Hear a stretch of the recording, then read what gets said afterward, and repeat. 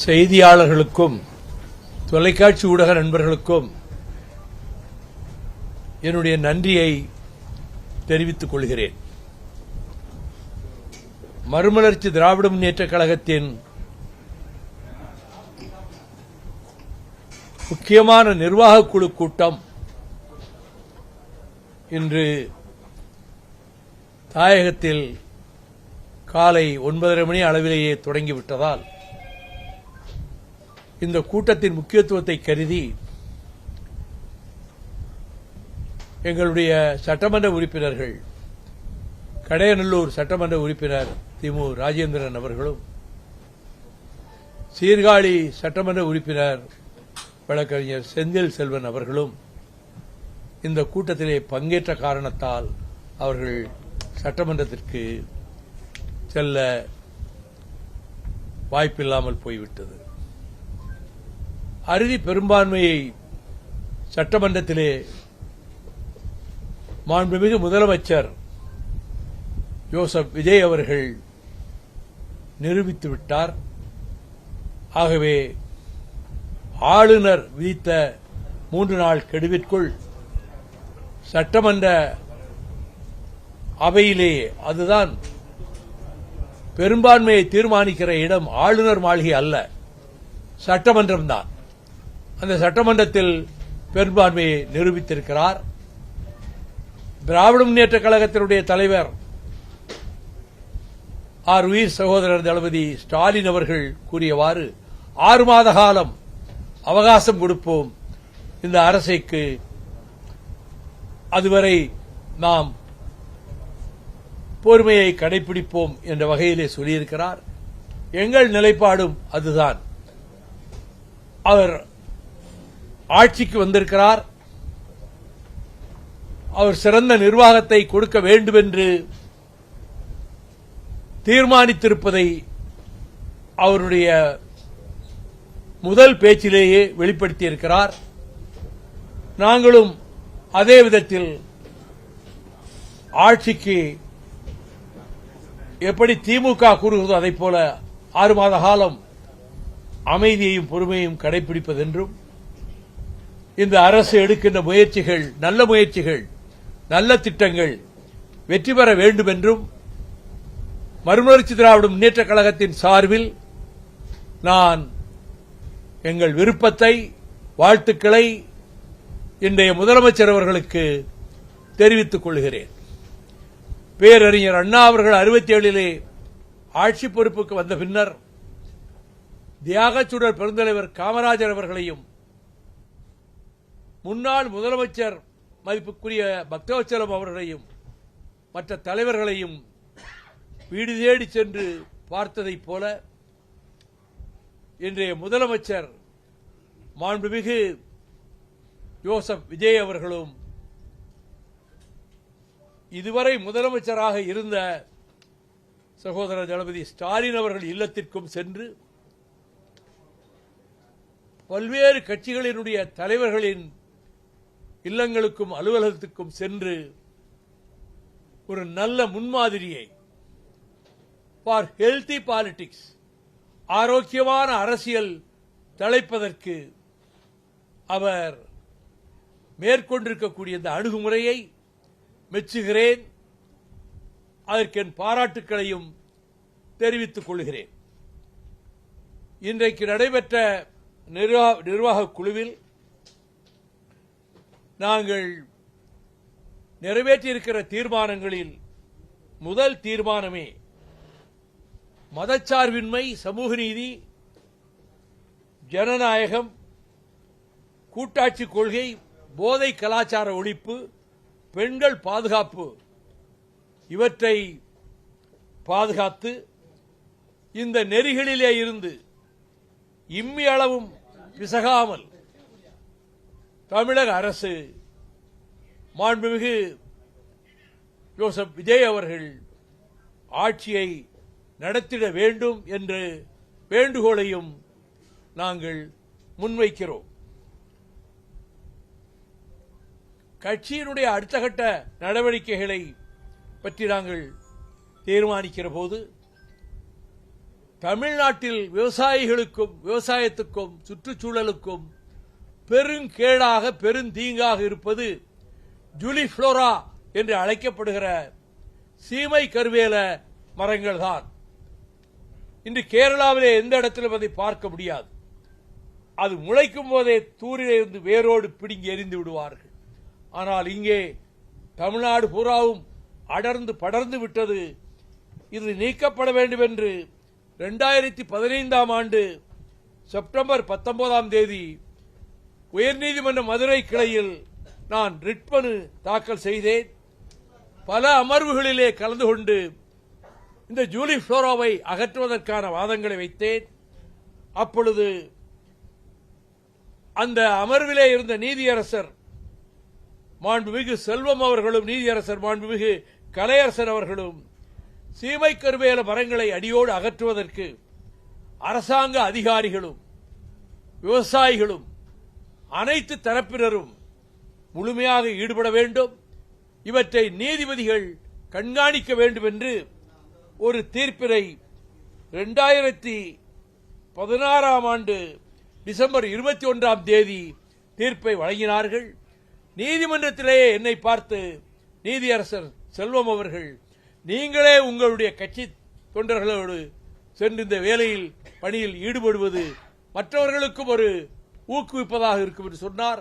அதன்படி நான் பல மாவட்டங்களுக்கு சென்று இந்த சீமக்கருவேல மரங்களை அகற்றுகிற பணியிலே ஈடுபட்டேன்.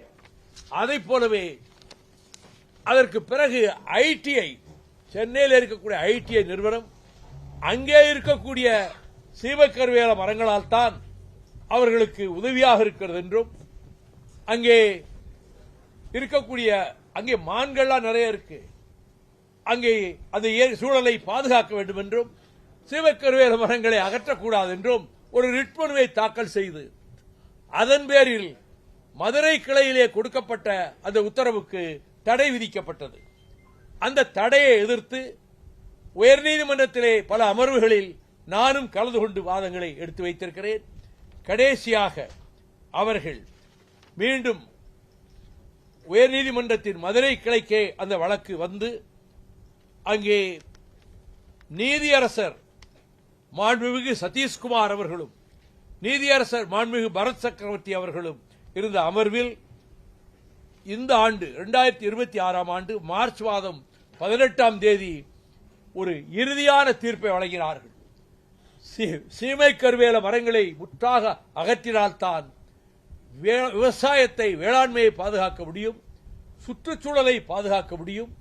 அந்த சீமை கருவேல மரங்கள் பிராணவாயுவை உறிஞ்சிக்கொண்டு கரியமில வாயுவை உள்கின்றன. பூமிக்கடியில் எவ்வளவு ஆழத்தில் இருந்தாலும் நீரை உறிஞ்சிக் கொள்கிறது. 50 அடி 100 அடி வரை வேர் சொல்லும். எவ்வளவு வெயில் அடித்தாலும் சரி அந்த பசுமை மாறாது.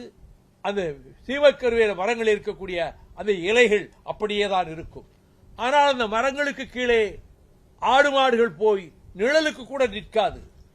அப்படி நின்றால் அதுக்கு சிறை பிடிக்காது.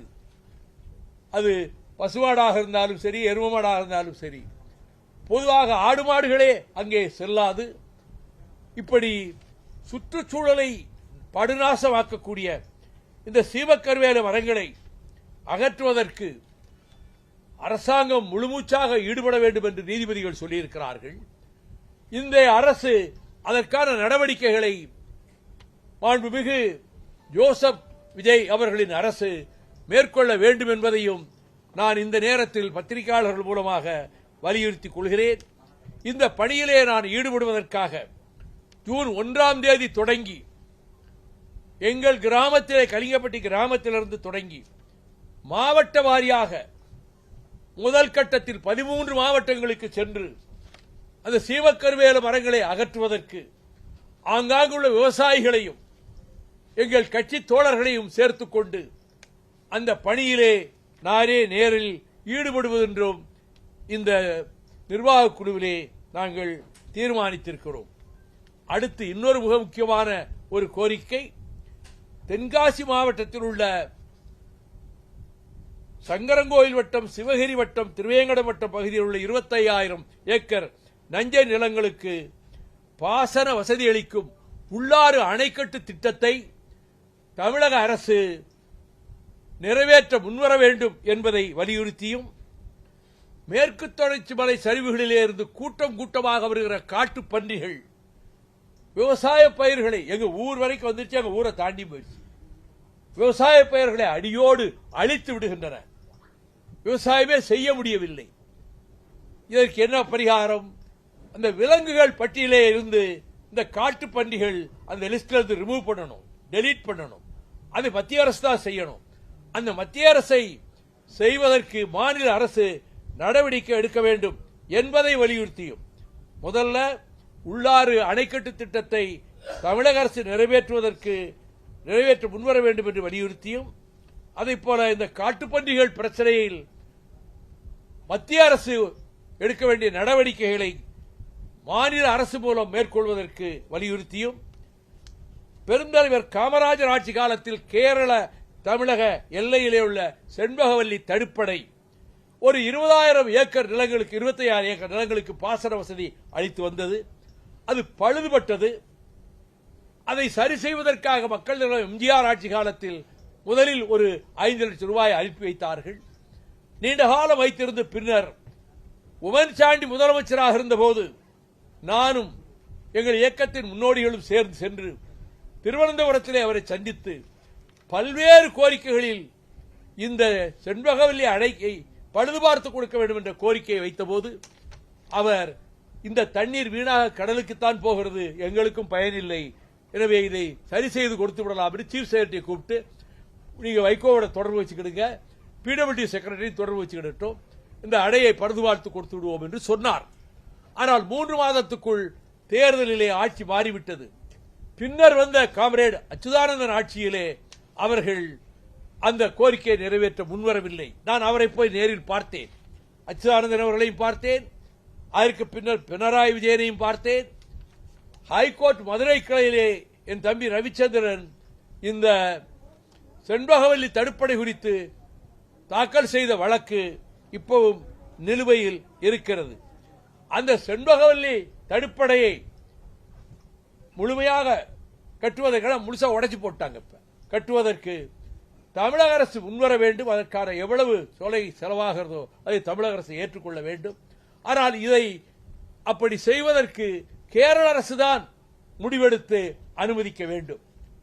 அது குறித்து இந்த 3 கோரிக்கைகளையும் வலியுறுத்தி நான் வாசுதேவநல்லூரில் ஜூன் 5ஆம் தேதி அன்று ஏராளமான விவசாயிகளையும் கட்சி தோழர்களையும் இணைத்துக் கொண்டு ஒரு உண்ணாநிலை அறப்போரை மேற்கொள்வதென்று இந்த கூட்டத்திலே நாங்கள் தீர்மானித்திருக்கிறோம். இந்த 3 கோரிக்கைகளை முன்வைத்து வாசுதேவநல்லூரில் ஜூன் 5ஆம் தேதி உண்ணாநிலை என்னுடைய தலைமையில் உண்ணாநிலை அறப்போர் நடத்துவதென்று முடிவெடுத்திருக்கின்றோம். இப்பொழுது வெற்றி பெற்றிருக்கக்கூடிய எங்கள் சட்டமன்ற உறுப்பினர்கள் வருகின்ற 23ஆம் தேதி கடையனூரிலே நன்றி அறிவிப்பு கூட்டமும் 27ஆம் தேதி சீர்காழியிலே நன்றி அறிவிப்பு கூட்டமும் நடத்த வேண்டும் என்று இந்த கூட்டத்திலேயே நாங்கள் முடிவு செய்து அறிவித்திருக்கின்றோம்.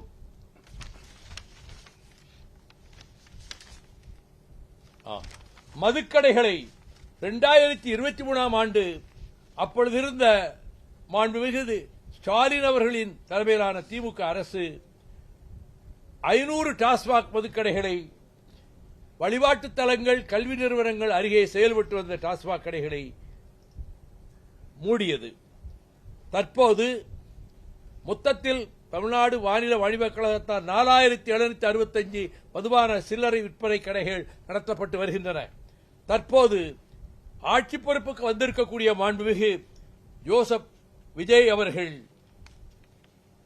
கல்வி நிறுவனங்கள் வழிபாட்டு தலங்கள் பேருந்து நிலையங்கள் அருகிலிருந்து 500 மீட்டர் வரை அமைந்துள்ள 717 மதுபான சில்லறை விற்பனை கிளைகளை மூட ஆணை பிறப்பித்துள்ளதை மறுமலர்ச்சி திமுக வரவேற்கிறது.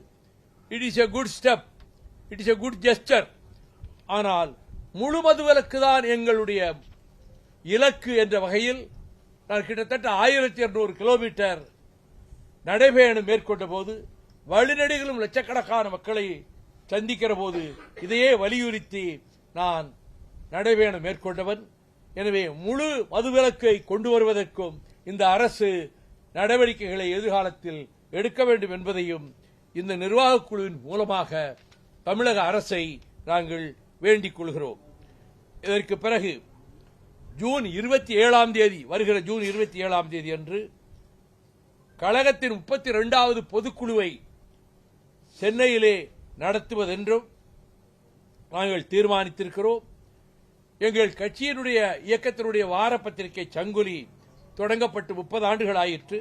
அந்த 30ஆம் ஆண்டு நிறைவு விழாவை வருகிற ஜூலை 17ஆம் நாள் சென்னையில் நடத்துவதென்றும் இந்த நிர்வாக குழுவிலே நாங்கள் முடிவெடுத்திருக்கின்றோம்.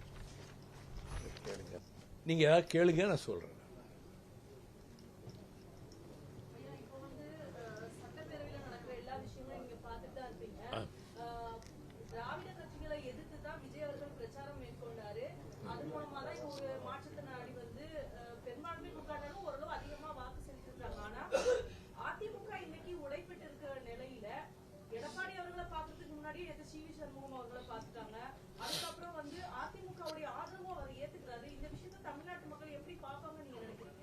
அவருக்கு ஏற்கனவே அதுக்கு முன்பே பெரும்பான்மை 120 சட்டமன்ற உறுப்பினர்களுடைய ஆதரவிற்காக பெரும்பான்மை கிடைத்துவிட்டது. அதிமுகவுடைய ஒரு பிரிவினர் ஆதரிக்காமலேயே அவருக்கு பெரும்பான்மை கிடைத்திருப்பதை அதற்கு முன்பே உறுதி செய்து விட்டார். இப்பொழுது அதிமுகவிலே இருந்து சில உறுப்பினர்கள் அவர்கள் ஆதரவை தெரிவித்திருக்கிறார்கள், அவ்வளவுதான். ஆதரவு தெரிவிக்கிற போது வேணாம்னு சொல்வாரு. ஓட்டுக்கு விடும்போது அவங்க ஓட்டு போட்டிருக்காங்க.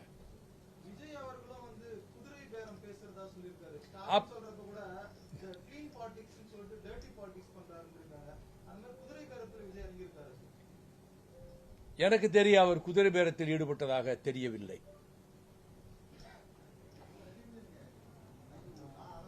என்னுடைய கருத்து அவர் குதிரை பேரத்தில் ஈடுபடவில்லை என்பது என்னுடைய கருத்து.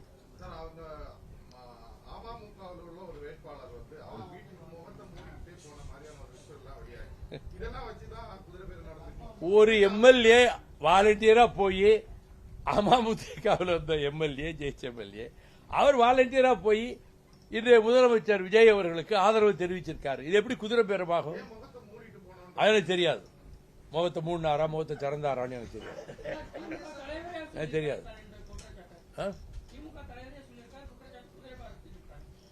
அவருடைய கருத்து. ஒவ்வொரு கருத்தையும் ஒவ்வொரு தலைவர்களுடைய கருத்தையும் எல்லா தலைவர்களும் அப்படியே ஏற்றுக்கிட வேண்டியது. ஒவ்வொருத்தருக்கும் தனிப்பட்ட கருத்து இருக்கும். எனக்கு அப்படிப்பட்ட கருத்து இல்லை. சரி,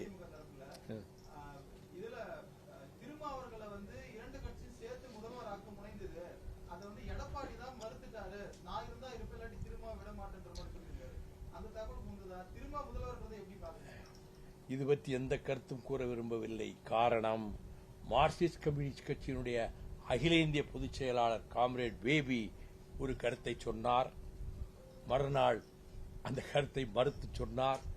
ஆக பல புதிர்கள் இதில் இருக்கின்றன. அதற்குள் நான் செல்ல விரும்பவில்லை.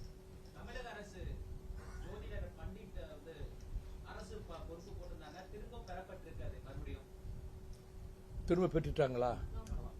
எனக்கு தெரியாது. நான் நிர்வாக குழுவில் நடந்துட்டதுனால எனக்கு டிவியும் பார்க்கல, செய்தியும் தெரியாது. திரும்ப பெற்றுக்கிட்டாரா? இல்ல, அப்படி திரும்ப பெற்றிருந்தா வரவேற்க வேண்டிய விஷயம்தான். மார்க்சிஸ்ட் கட்சி அதை கண்டிச்சு அறிக்கை கொடுத்தது. அவங்க அது மாதிரி அதை திரும்ப பெற்றிருந்தா சரி. அவர் அப்படி மார்க்சிஸ்ட் கட்சி சொன்ன உடனே சரி இது தவறான முடிவாக இருக்குமோ அது என்று சொல்லி அவர் யோசிச்சு அதை திரும்ப பெற்றிருக்கலாம். அதை வரவேற்க வேண்டியதானே.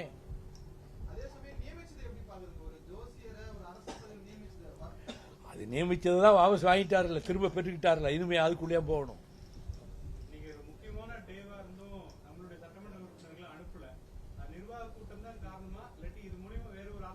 நீங்க புதுசா காரணங்களை நீங்களா கற்பிக்க முடியாது.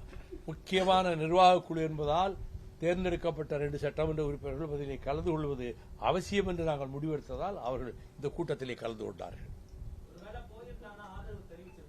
அது இப்படி நடந்தால் அப்படி நடந்தால் என்கிற ஹைப்போதெட்டிக்கல் கொஸ்டின்ஸ்க்கெல்லாம் நாம் பதில் சொல்ல முடியாது.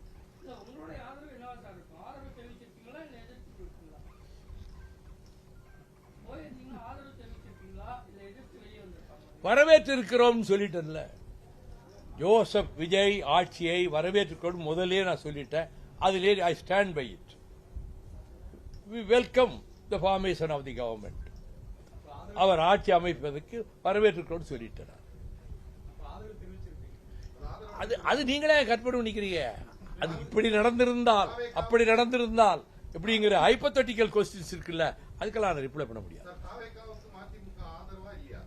இது இந்த அரசு பொறுப்பேற்றதற்கு வரவேற்பு தெரிவித்திருக்கிறோம். அதோடு முடிந்து விட்டது.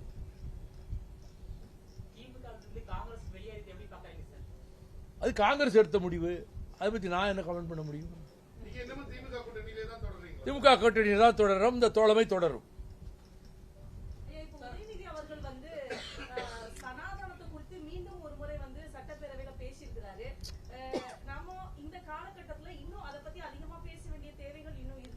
அவரு உதயநிதி துணை முதல்வராக இருந்தவர், இன்றைக்கு திமுக குழுவுக்கு தலைவராக இருக்கிறாரு.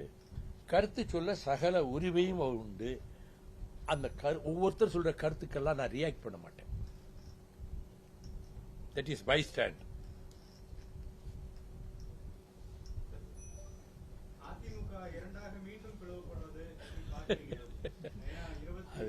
அது பொறுத்திருந்தா பார்க்கணும். அது பிளவா ரெண்டாக பிளவா இல்லையாங்கிறதெல்லாம் பொறுத்திருந்தா பார்க்கணும்.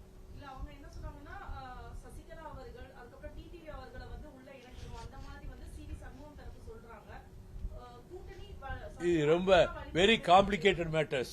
இதுக்குள்ள நான் போக விரும்பல. இந்த சொல்ற செய்திகள்லாம் வெரி வெரி காம்ப்ளிகேட்டட். அதுக்குள்ள நான் போக விரும்பல. பிளீஸ்.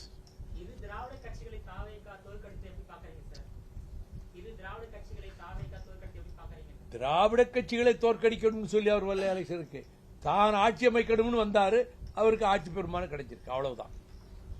அவர் அந்த நோக்கத்தை சொல்லி தேர்தலில் பிரச்சாரம் பண்ணல. திராவிட கட்சிகள் வரக்கூடாதுன்னு அவர் எங்கேயும் சொல்லல, எந்த மேடையிலையும் சொல்லல.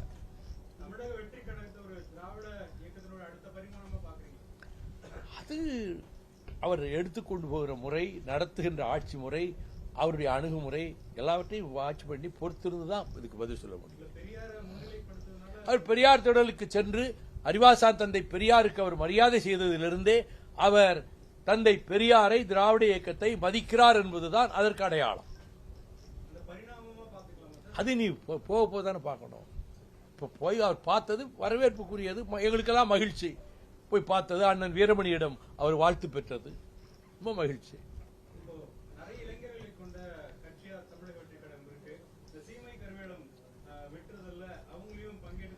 நான் அரசுக்கு அப்பீல் கொடுத்திருக்கேன். அவரே அவங்க கட்சியில சொல்லி அவங்களை ஈடுபட செய்யலாம். அவங்க கிட்ட பெரிய யூத் போர்ஸ் இருக்கு, அதை பயன்படுத்தலாம். அவங்க கட்சி நல்ல சஜஷன், அதை செய்யட்டும்.